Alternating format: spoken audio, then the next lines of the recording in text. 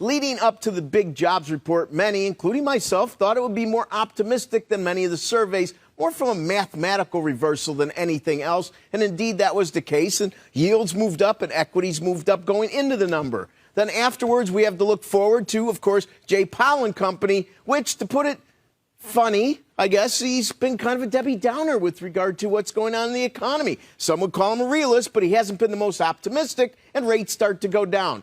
How do you see us going into this meeting, and do you see anything big happening after the meeting?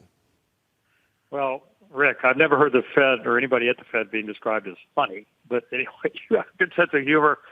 I think we're just looking for some clarification. Again, they're buying about $20 billion a week now.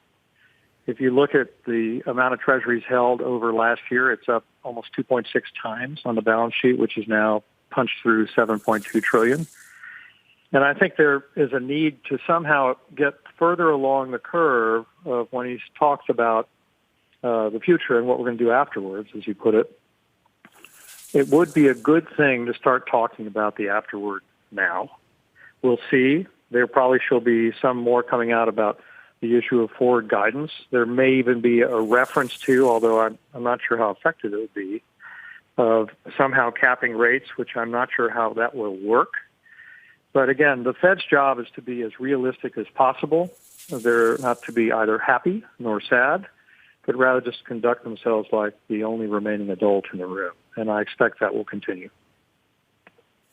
Now, when it comes to capping rates, everybody, of course, that I seem to communicate with think the shortest distance between where we're at and capping rates would be yield curve control. Now, yield curve control, anybody who's watched the yield curve over the last several months realize that pretty much all the action is being on the long end as short rates and the Fed, of course, zoom down close to zero. Steeper is considered better. So if you're going to cap interest rates, you want a steep curve and you want to sort of hold it there. But aren't all the benefits of a steeper curve the natural kind of organic way they develop, not when they're placed there by the central bank? Yeah, I agree with you, and it inhibits price discovery. I don't personally feel that they can control further out in the yield curve. I mean, the markets are powerful there. We've seen how the market has buffeted the 10-year all the way down to less than 40 basis points at the beginning of March, back up to 90, and now in the 78 basis point area. The yield curve is steep now. It is doing what it's supposed to do. Rates have risen a tad bit, particularly the longer part, the 30-year bond, which is used for liability management principally. So I'm a skeptic as to whether or not the Fed can actually control the longer end of the yield curve. And I also think it will inhibit price discovery, which is important as we recover from the setbacks of the COVID-19.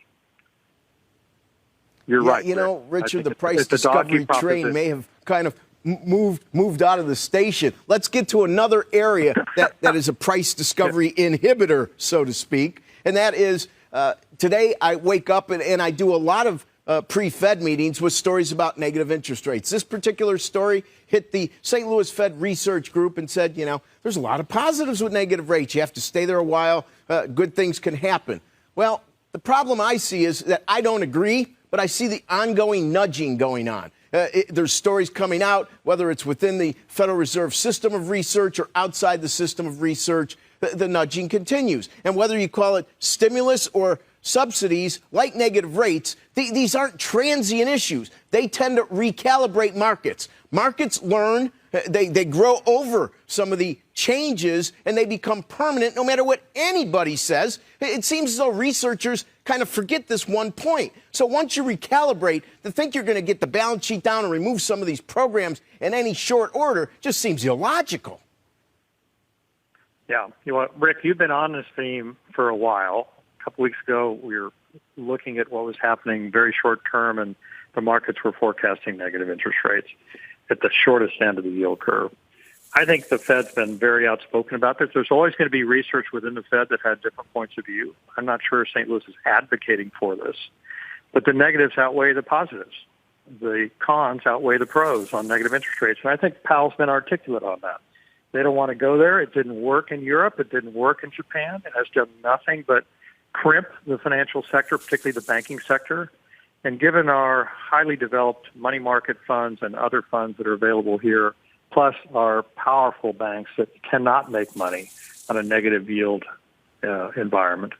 I just don't believe they're ever going to go there, and I would firmly resist it were I at the table. But keep on the theme, We're just about out of time. Give me. We'll watch it. I will. Give me a real short answer to the following. Everybody sees dollar weakness. It's been pervasive just in the last 10 trading days. I see it more as euro strength. Weigh in on it in 20 seconds for me.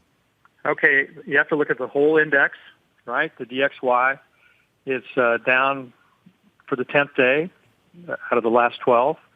It's roughly where it was a couple of years ago. And I think that's a real shift, Rick, because before I really felt strongly that we were seeing a lot of hoarding of dollars and treasuries from around the globe. As the situation changes here and as we've had some disturbances domestically and some weakness and the presidential election is approaching, I can see this continuing. Not forcefully, but gradually as it has been over the last 10 trading days, or 10 of the last 12, if memory serves. So let's watch that because that also should have an influence on the yield curve in terms of foreign demand for dollar liabilities or dollar holdings.